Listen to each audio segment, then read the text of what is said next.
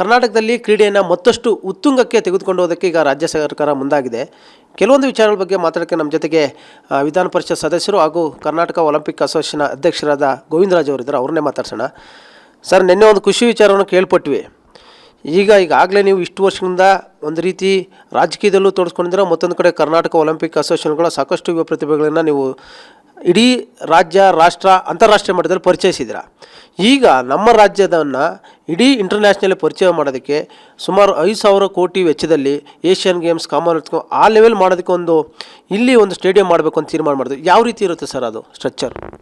ಇದು ಭಾಳ ದೊಡ್ಡ ವಿಚಾರ. ಇದನ್ನು ರಾಜ್ಯ ಸರ್ಕಾರ ತೀರ್ಮಾನ ಮಾಡಿರೋದಕ್ಕೆ ನಾನು ಅಭಿನಂದನೆ ಸಲ್ಲಿಸ್ತೇನೆ. ಕಾರಣ ಏನಂದರೆ, ನಾನು ವಿಶ್ವಮಟ್ಟದಲ್ಲಿ ಸುಮಾರು ಒಂದು 60-65 ದೇಶ ನೋಡಿದ್ದೀನಿ. ಅಲ್ಲಿ ಯಾವ ರೀತಿ ಇನ್ಫ್ರಾಸ್ಟ್ರಕ್ಚರ್ ಇದೆ ಅಂತಲೂ ಸಹ ನೋಡಿದ್ದೀನಿ. ನನ್ನ ಪ್ರಕಾರ ನಮ್ಮ ರಾಜ್ಯದಲ್ಲಿ ಆ ಥರದ ಇನ್ಫ್ರಾಸ್ಟ್ರಕ್ಚರ್ ಎಲ್ಲೂ ಕಾಣಿಸ್ತಾ ಇಲ್ಲ. ಕಂಠೀರವ ಸ್ಟೇಡಿಯಂ ಇರೋದರಲ್ಲಿ ಉತ್ತಮವಾಗಿದೆ ಅಂತ ಹೇಳ್ಬೋದು. ಬಿಟ್ಟರೆ ಇಂಥ ಒಂದು ಇಂಟರ್ನ್ಯಾಷನಲ್ ಸ್ಟ್ಯಾಂಡರ್ಡ್ ಇರುವಂಥ ಫೆಸಿಲಿಟೀಸ್ ಇರುವಂಥ ಸ್ಟೇಡಿಯಮ್ಗಳು ಭಾಳ ವಿರಳ. ನಮ್ಮ ರಾಜ್ಯದಲ್ಲಿ ಆಗಲಿ ರಾಷ್ಟ್ರದಲ್ಲೂ ಕಡಿಮೆ ಇದೆ. ಈಗ 2036ರಲ್ಲಿ ಒಲಿಂಪಿಕ್ಸ್ ತರಬೇಕು ಅಂತ ಭಾರತ ಸರ್ಕಾರ ಮತ್ತು ಇಂಡಿಯನ್ ಒಲಿಂಪಿಕ್ ಅಸೋಸಿಯೇಷನ್ನು ಪ್ರಯತ್ನ ಮಾಡ್ತಾಯಿದ್ದಾರೆ ಅಂತಾರಾಷ್ಟ್ರೀಯ ಮಟ್ಟದಲ್ಲಿ. ಅದು ಗುಜರಾತ್ನಲ್ಲಿ ಮಾಡಬೇಕು ಅಂತ ಇದ್ದಾರೆ. ಮತ್ತು ನನ್ನ ಒಂದು ಉದ್ದೇಶ ಏನಂದರೆ, ಇವತ್ತು ಏನು ಅನೌನ್ಸ್ ಮಾಡಿದ್ದಾರೆ PPP ಮಾಡಲಲ್ಲಿ ಕಂಠೀರವ ಸ್ಟೇಡಿಯಂನ ಉನ್ನತೀಕರಣಗೊಳಿಸೋದಕ್ಕೆ, ಅಪ್ಗ್ರೇಡ್ ಮಾಡೋದಕ್ಕೆ, ಅದನ್ನು ವೆಲ್ಕಮ್ ಮಾಡ್ಬೋದು. ಇರೋವಂಥ ಇಂಡೋರ್ ಮತ್ತು ಔಟ್ಡೋರ್ ಸ್ಟೇಡಿಯಂನ ಅಪ್ಗ್ರೇಡ್ ಮಾಡಿ ಇಂಟರ್ನ್ಯಾಷನಲ್ ಸ್ಟ್ಯಾಂಡರ್ಡ್ಗೆ ಇನ್ನೂ ಉತ್ತಮವಾದಂಥ ಫೆಸಿಲಿಟಿನ ಕ್ರಿಯೇಟ್ ಮಾಡಿ, ಈ ಸ್ಟೇಡಿಯಂನ ಕಟ್ಟೋದು ಮತ್ತು ಸ್ಟ್ಯಾಂಡರ್ಡ್ ಇಂಪ್ರೂವ್ ಮಾಡೋದಕ್ಕಿಂತ ಅದನ್ನು ಮೇಂಟೈನ್ ಮಾಡೋದು ಭಾಳ ದೊಡ್ಡ ಕೆಲಸ ಇದೆ. ಪ್ರತಿಯೊಂದು ಊರಿನಲ್ಲಾಗಲಿ ಪ್ರತಿಯೊಂದು ಇದರಲ್ಲೂ ನಾನು ನೋಡ್ತೀನಿ. ಈಗ ಶಿವಮೊಗ್ಗದಲ್ಲಿ ಒಂದು ಸ್ಟೇಡಿಯಂ ಕಟ್ಟಿದ್ದಾರೆ ಇಂಡೋರು.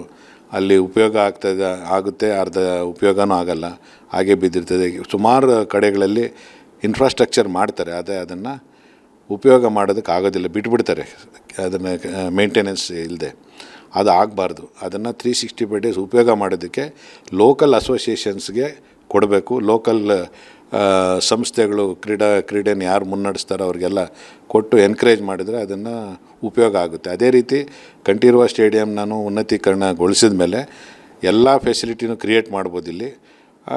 ನಮಗೆ ಮುಂದೆ ಒಲಿಂಪಿಕ್ಸು, ಏಷ್ಯನ್ ಗೇಮ್ಸು ಮತ್ತು ಇದು ಕಾಮನ್ವೆಲ್ತ್ ಗೇಮ್ಸ್ನ ಬಿಡ್ ಮಾಡೋದಕ್ಕೂ ಅನುಕೂಲ ಆಗುತ್ತೆ. ಇದರಿಂದ ಸ್ಪೋರ್ಟಿಂಗ್ ಕಲ್ಚರ್ ಜಾಸ್ತಿ ಆಗುತ್ತೆ, ಸ್ಪೋರ್ಟ್ಸ್ಮನ್ ತಯಾರು ಮಾಡೋದಕ್ಕೂ ಜಾಸ್ತಿ ಆಗುತ್ತೆ. ಇದನ್ನು ಮಾಡಲೇಬೇಕು ಈ ಒಂದು ಮಟ್ಟದಲ್ಲಿ ಅಂತ ನಾನು ಬಲವಾಗಿ ಸಪೋರ್ಟ್ ಮಾಡ್ತೀನಿ. ಇದಕ್ಕೆ ನಾನು ಮುಖ್ಯಮಂತ್ರಿಗಳಿಗೆ ಮತ್ತು ಉಪಮುಖ್ಯಮಂತ್ರಿಗಳಿಗೆ ಅಭಿನಂದನೆ ಸಲ್ಲಿಸ್ತೇನೆ. ಯಾಕಂದರೆ ಈ ತೀರ್ಮಾನ ಮಾಡಿರೋದಕ್ಕೆ ಇದರಿಂದ ನಮ್ಮ ರಾಜ್ಯದಲ್ಲಿ ಯುವ ಕ್ರೀಡಾಪಟುಗಳು ಮತ್ತು ಸಣ್ಣ ವಯಸ್ಸಿನ ಮಕ್ಕಳಿಂದ ನಾವು ಕ್ರೀಡೆನ ಬೆಳೆಸಬೇಕು. ಸುಮಾರು ಒಂದು 8-10 ವರ್ಷದವ್ರನ್ನ ತಯಾರು ಮಾಡಿದರೆ ನಾವು ಮುಂದೆ ಒಲಿಂಪಿಕ್ಸ್ ತೊಗೊಂಡೋಗೋದಕ್ಕೆ ಭಾಳ ಅನುಕೂಲ ಆಗುತ್ತೆ. ನೀವೊಬ್ಬ ಕ್ರೀಡಾಪಟು ಆಗಿ ವೃತ್ತಿ ಜೀವನ ಶುರು ಮಾಡಿ ಇವಾಗ ರಾಜಕೀಯ ವಲಯದಲ್ಲೂ ಕೂಡ ತೊಡಗಿಸ್ಕೊಂಡಿದ್ದೀರಾ. ನಿಮಗೂ ಒಂದು ಕೂಡ ಕನಸಿತ್ತಿದ್ದು ಯಾವಾಗ ನೆರವೇರ್ತಿ ಈ ರೀತಿ ಆಗಬೇಕು ಅಂತ. ಈಗ ನಿಮ್ಮ ಸರ್ಕಾರದಲ್ಲಿ ಈಗ ಒಂದು ಮುತುವರ್ಜಿ ವಹಿಸಿ ಈ ರೀತಿ ಮಾಡ್ತಾಯಿದ್ದೀರಾ PPP ಮಾಡಲಲ್ಲಿ ಅಂತ. ಅಂದರೆ ಸರ್ಕಾರಕ್ಕೆ ಎಷ್ಟು ಇದರಿಂದ ಅಂದರೆ ಹೊರೆ ಕಡಿಮೆ ಆಗುತ್ತೆ ಅಂತ? ಈಗ 5,000 ಕೋಟಿ ಖರ್ಚು ಮಾಡೋಷ್ಟು ಇದು ಯಾವುದೇ ಸರ್ಕಾರಗಳಿಗೆ ಇರೋದಿಲ್ಲ. ನನ್ನ ಪ್ರಕಾರ, ನನಗೂ ಇರೋ ಅನುಭವದಲ್ಲಿ ಯಾವುದೇ ರಾಜ್ಯದಲ್ಲೂ ಅಷ್ಟು ಕ್ರೀಡೆಗೆ ನಿಜ ಹೇಳ್ಬೇಕಂದ್ರೆ ಯಾರೂ ಒತ್ತು ಕೊಡೋದು ಭಾಳ ಕಡಿಮೆ. ಈ ರೀತಿ PPP ಮಾಡಲ್ನಲ್ಲಿ ಎಲ್ಲ ಕಡೆನೂ, ಯಾಕಂದರೆ ನಮ್ಮ ಯುವ ಸಬಲೀಕರಣ ಕ್ರೀಡಾ ಇಲಾಖೆಯಲ್ಲಿ ಬೇಕಾದಷ್ಟು ಸರ್ಕಾರಿ ಜಾಗಗಳಿದ್ದಾವೆ, ಕ್ರೀಡಾಂಗಣಗಳಿದ್ದಾವೆ, ಮತ್ತು ಅದರದ್ದೇ ಆದಂಥ ಜಾಗಗಳಿದ್ದಾವೆ. ಅಲ್ಲಿ ಎಲ್ಲನೂ PPP ಮಾಡಲಲ್ಲಿ ಮಾಡಿ, ಪ್ರೈವೇಟ್ ಪಾರ್ಟ್ನರ್ಶಿಪ್ನಲ್ಲಿ ಮಾಡಿ, ಅದರಲ್ಲಿ ಬರುವಂಥ ಇನ್ಕಮ್ನ ಸ್ಪೋರ್ಟ್ಸ್ಗೆ ಇನ್ವಾಲ್ವ್ ಮಾಡಿ, ಎಕ್ಸ್ಪೆಂಡಿಚರ್ನೆಲ್ಲ ಕ್ರೀಡಾಪಟುಗಳ ಮೇಲೆ ಹಾಕಿದ್ರೆ ನಾವು ತಯಾರು ಮಾಡೋದಕ್ಕೆ ನಮಗಿನ್ನೊಂದು 20 ವರ್ಷಕ್ಕೆ ನಮ್ಮ ರಾಜ್ಯದಿಂದನೇ ಒಂದು 20-30 ಜನ ಒಲಿಂಪಿಕ್ಸ್ಗೆ ಹೋಗಿ ಮೆಡಲ್ ತರುವಂಥ ಶಕ್ತಿನ ನಾವು ತರ್ಬೋದು ಅಂತ ನನ್ನ ಅನುಭವದಲ್ಲಿ ಹೇಳ್ಬೋದು.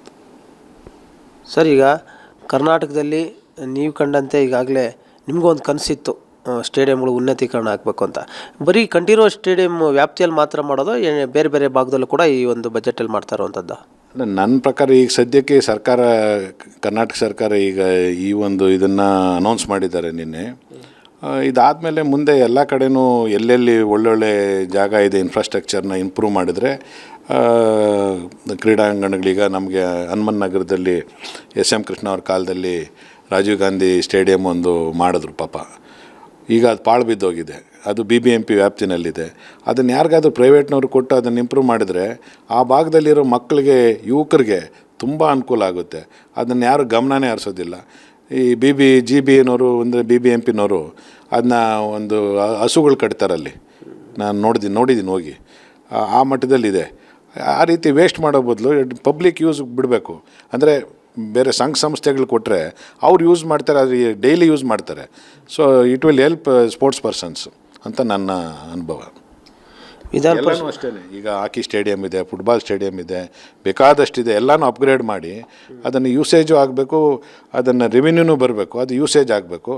ಆ ಬರೋ ದುಡ್ಡನ್ನ ಕ್ರೀಡಾಪಟುಗಳ ಮೇಲೆ ಖರ್ಚು ಮಾಡಬೇಕು. ಟ್ರೈನಿಂಗಿಗೆ ಫಸ್ಟು ಟ್ರೈನಿಂಗ್ ಆಗಬೇಕು, ಆಮೇಲೆ ಕೋಚಿಂಗು. ಈಗ ನಿಮ್ಮದೇ ಸರ್ಕಾರ ಇದೆ, ಕ್ರೀಡೆ ಜೊತೆಗೆ ನೀವು ರಾಜಕೀಯದಲ್ಲೂ ಬೆಳ್ಕೊ ಬಂದಂಥವ್ರು, ಕ್ರೀಡೆ ಬಗ್ಗೆ ಇಷ್ಟೊಂದು ನಾಲೆಡ್ಜ್ ಇರುವಂಥವ್ರು, ಯಾಕೆ ನಾನು ಕೂಡ ಕ್ರೀಡಾ ಸಚಿವ ಅನಿಸಿಲ್ವ ಯಾವತ್ತೂ? ಅವಕಾಶ ಕೊಟ್ಟರೆ ಪಕ್ಷ ಖಂಡಿತ ಕೆಲಸ ಮಾಡೋಕ್ಕೆ ಇಷ್ಟಪಡ್ತೀನಿ. ಪಕ್ಷ ತೀರ್ಮಾನ ಮಾಡಬೇಕು ಅದನ್ನು. ಯಾಕಂದರೆ ಈಗ ನೀವು ಫೀಬಾಗೆ ಇಡೀ ಏಷ್ಯಾಗೆ ಅಧ್ಯಕ್ಷರಾಗಿದ್ದೀರಾ, ಇಂಟರ್ನ್ಯಾಷನಲ್ ಲೆವೆಲಲ್ಲಿ ಗುರುಸ್ಕೊಂಡಿದ್ದೀರಾ. ಸಾಕಷ್ಟು ಯಾವ ದೇಶದಲ್ಲಿ ಯಾವ ರೀತಿ ಅಥ್ಲೆಟಿಕ್ಸ್ನ ಅವ್ರನ್ನ ಇದು ರೆಡಿ ಮಾಡ್ತಾರೆ ಅಂತ ಎಲ್ಲ ಗೊತ್ತು. ನಮ್ಮದ್ರಲ್ಲಿ ಏನೇನು ಮಾಡಬೇಕು ಅಂತ ಗೊತ್ತು. ಆ ಒಂದು ಕಾರಣದಿಂದ ಯಾಕೆ ನೀವು ಆಗಬಾರ್ದು ಅಂತ? ಅದು ಪಕ್ಷಕ್ಕೆ ಬಿಟ್ಟಿರೋ ತೀರ್ಮಾನ. ಅದು ಹೈಕಮಾಂಡ್ ನಿಭಾಯಿಸ್ತೀರಾ? ಕೊಟ್ಟರೆ ಮಾಡ್ತೀನಿ, ನಿಭಾಯಿಸ್ತೀನಿ. ಧನ್ಯವಾದಗಳು. ಇದಿಷ್ಟು ಗೋವಿಂದರಾಜ್ ಅವರು ಹೇಳ್ತಾ ಇರುವಂಥದ್ದು. ಕ್ಯಾಮ್ರಾ ಪರ್ಸನ್ ಮಹದೇವ್ ಜೊತೆ ಶಿವರಾಜ್ ಕುಮಾರ್, TV9 ಬೆಂಗಳೂರು.